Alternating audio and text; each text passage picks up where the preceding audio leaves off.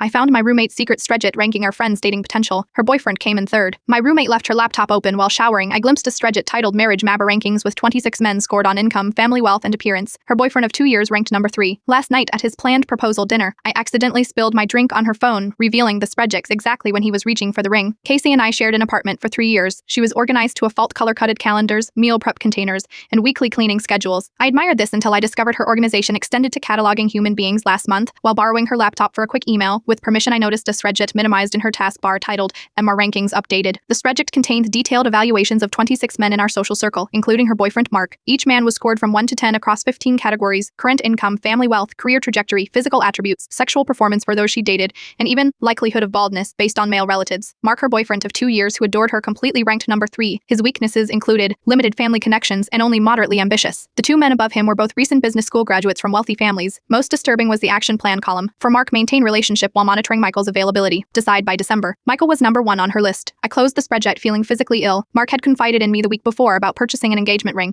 He'd planned a surprise dinner for their anniversary just 2 weeks away. I debated whether to tell him Casey had always been image conscious and practical about relationships, but this calculated approach to human connection seemed sociopathic. Still, maybe this was just a weird thought exercise. Maybe she truly loved Mark despite her Spreadsheet. The night of their anniversary dinner arrived. Mark had invited their closest friends, including me, to arrive at the restaurant for champagne after his proposal. I arrived early and watched through the window as they enjoyed their meal. Mark was radiant while Casey kept checking her phone under the table. As dessert arrived, I entered and took my designated spot nearby. Mark reached into his pocket for the ring just as a text illuminated Casey's phone on the table. "From Michael, initiation free tomorrow night if you want to grab that drink." Casey smiled and quickly typed a response. In that moment, I made a split-second decision. Walking toward their table, I tripped and spilled my entire glass of red wine directly onto Casey's phone. In the chaos of napkins and apologies, I managed to hit the home button, revealing her text. Perfect timing, we'll know about Mark by then. "What's this about knowing about Mark?" he asked, confusion replacing his proposal smile. Casey tried to grab her phone, but Mark was already seeing the message thread with Michael and noticing this Spreadsheet attachment Casey had recently sent him. "What's the marriage man rankings?" Mark asked, his voice hollow. The restaurant fell silent as Casey's face drained of color. "It's not what you think. It's just a silly game," she stammered. "A game where I am ranked third behind Michael and Taylor." Mark stood up, the ring box still in his pocket.